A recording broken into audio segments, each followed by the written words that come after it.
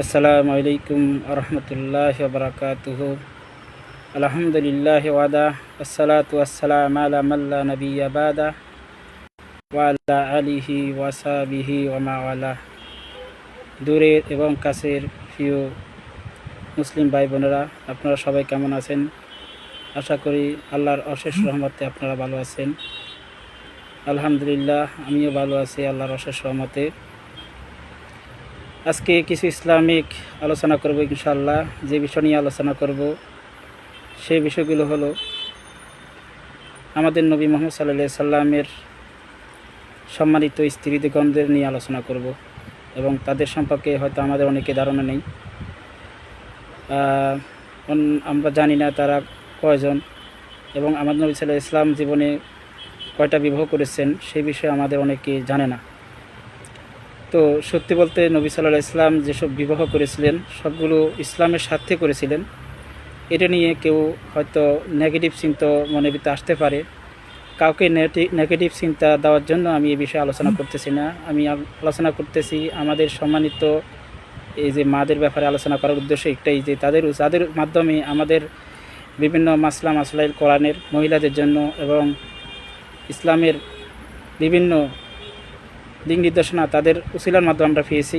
তো তাদের যদি আমরা নাম না জানি তাহলে হয়তো আমরা জীবনে অনেক কিছু মিস করব।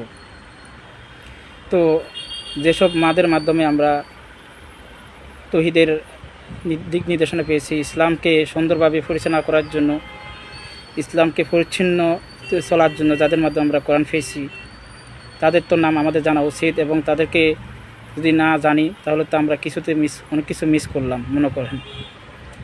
তো প্রিয় ভাই বোনেরা, যেহেতু বিষয়টা আমরা লাইভে কথা বলতেছি সেজন্য ধৈর্যের সাথে তাদের নামগুলো জানা আমাদের প্রয়োজন। তো আমাদের নবী মুহাম্মদ সাল্লাল্লাহু আলাইহি ওয়াসাল্লাম সর্বপ্রথম যে আম্মাজানকে বিবাহ করেছিলেন তাকে নিয়ে আলোচনা করব। তিনি হচ্ছেন মা খাদিজাতুল কুবরা রাদিয়াল্লাহু তাআলা আনহা। তো প্রথম বিবাহ করেছিলেন এবং প্রথম বিবাহ করার সময় যে আমাদের আম্মাজান মা খাদিজাতুল কুবরা রাদিয়াল্লাহু তাআলা আনহার ঘরে সর্বমোট 7টা সন্তান জন্মগ্রহণ করেছিলেন, সম্ভবত 6টা সন্তান। তো এর পরবর্তীতে আমার নবী সাল্লাল্লাহু আলাইহি ওয়াসাল্লাম সর্বশেষ যে বিবাহ করেছিলেন ওই ঘরে সম্ভবত একজন সন্তান জন্মগ্রহণ করেছিলেন। তো সন্তান বিষয়ে যেহেতু আমরা আলোচনা করতেছি না, আমরা আজকে আমাদের আম্মাজান মা খাদিজাতুল কুবরা রাদিয়াল্লাহু তাআলা আনহা সম্পর্কে এবং তাদের সম্মানিত স্ত্রীদের সম্পর্কে নবী সাল্লাল্লাহু আলাইহি ওয়াসাল্লাম তাদের বিষয় নিয়ে আলোচনা করব। এক নম্বর হচ্ছে আমাদের নবী মুহাম্মদ সাল্লাল্লাহু আলাইহি ওয়াসাল্লাম বিবাহ করেছিলেন মা খাদিজা বিনতে খুয়াইলিদ, অর্থাৎ ওনার আব্বাজানের নাম হচ্ছে খুয়াইলিদ।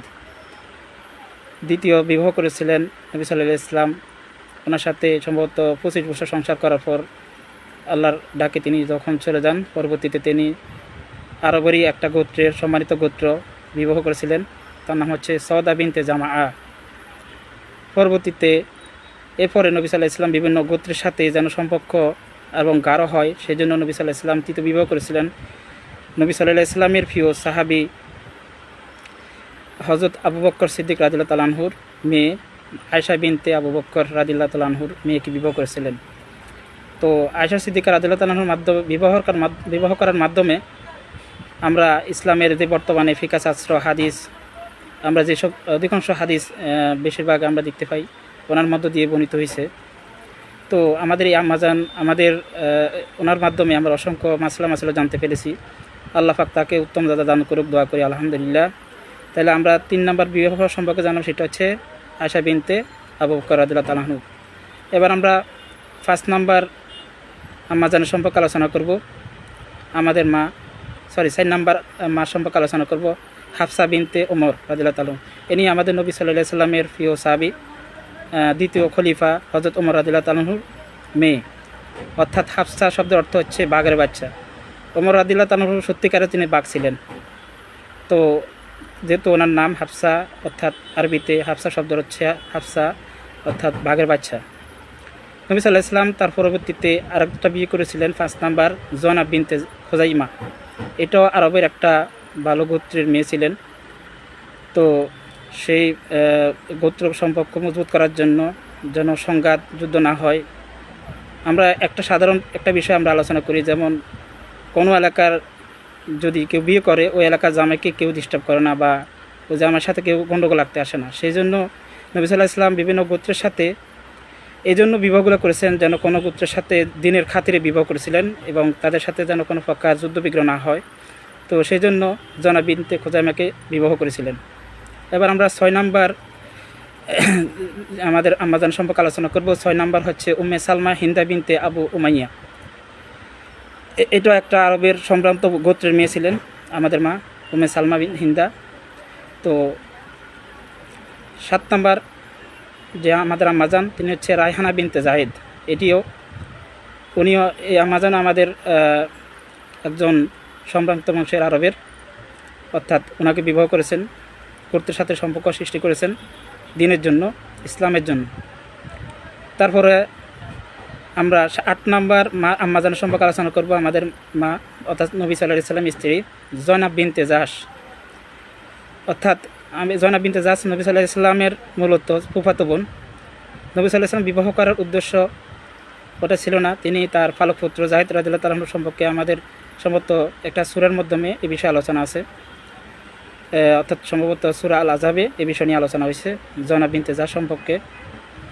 তো এই বিষয়টা বিস্তারিত আপনি ওই সূরার মধ্যে পাবেন, ওনাকে কীভাবে বিবাহ করেছিলেন। প্রথমেই তিনি আগের যুগে ফারুক সন্তানদের মেয়েদেরকে স্ত্রীদেরকে বিবাহ করতে পারতো না, অর্থাৎ সৎ বাবারা কখনো বিয়ে করতে পারতো না। কিন্তু এই ভুল ফতা চালু আল্লাহ পাক রব্বুল আলামিন চাইতেছেন যে এই জিনিসটা যেন ব্যান হয়ে যায় এবং এটা যেন কখনো ফালক পুত্র যে নিজেদের সন্তান না এই বিষয়ে সবাই যেন শিওর হতে পারে। অর্থাৎ রক্ত সম্পর্ক ছাড়া আপনার যদি ফালক পুত্র হয় তার মেয়েকে, সেই স্ত্রীকে আপনাকে বিবাহ করা জায়েজ। অর্থাৎ ফালক পুত্র কখনো নিজের সন্তান হতে পারে না। এই জন্য কেউ যদি সন্তান পালন করে এর থেকে মাসালা, সে তার অরিজিনাল বাবার সাথে তার মিলিত হওয়া উচিত। অর্থাৎ ওই সন্তান কখনো যে তাকে ফালক বাপকে নিজের বাপ বলে চালিয়ে দেওয়া উচিত নয়। অর্থাৎ ওই যদি কেউ ফালক সন্তান যদি পালন করে সেক্ষেত্রে উচিত ওই স্ত্রীও তার যেন সৎ বাবার সাথে কখনো দেখা সাক্ষাৎ করে, এটা পর্দার বিষয়। অতএব আমরা এখান থেকে এটাই শিওর হলাম, অর্থাৎ ফালক সন্তানের এর সাথে পুত্রবধূর সাথে, অর্থাৎ ওর সাথে শ্বশুরের সাথে পর্দা করা, এবং সে যদি তালাক হয়ে যায় এবং সৎ শ্বশুর তাকে বিবাহ করা বৈধ, ইসলাম এটাই বলে। তো এখন আমরা আলোচনা করব 8 নাম্বার 9 নাম্বার আমাদের মা অর্থাৎ নবী সাল্লাল্লাহু আলাইহি ওয়াসাল্লামের স্ত্রী জুয়ারে বিনতে আল হারিস রাদিয়াল্লাহু তাআলা আনহু। তো উনিও একজন আরবের সম্ভবত ভালো গোত্রের মেয়ে ছিলেন। এবার আমরা 10 নাম্বার স্ত্রী সম্পর্কে আলোচনা করব।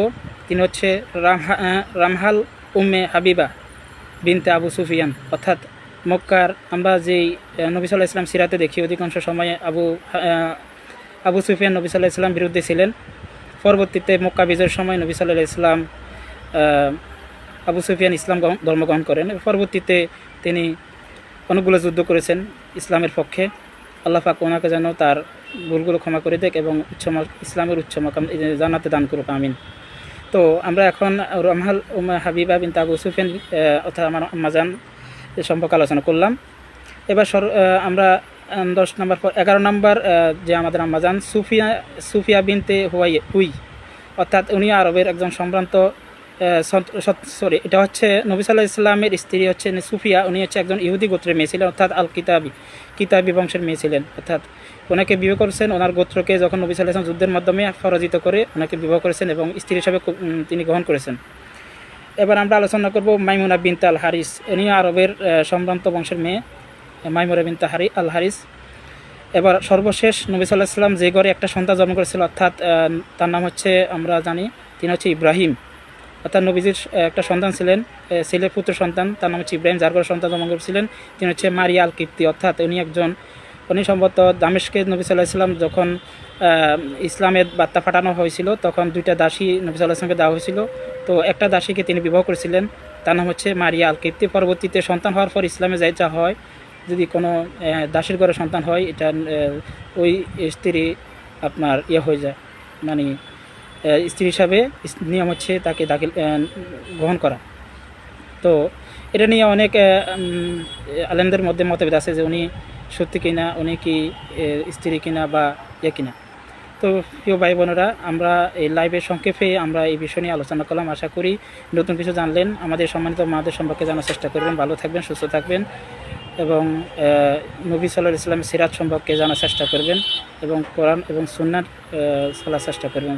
আসসালামু আলাইকুম ওয়া রাহমাতুল্লাহি ওয়া বারাকাতুহু। সবাই ভালো থাকবেন।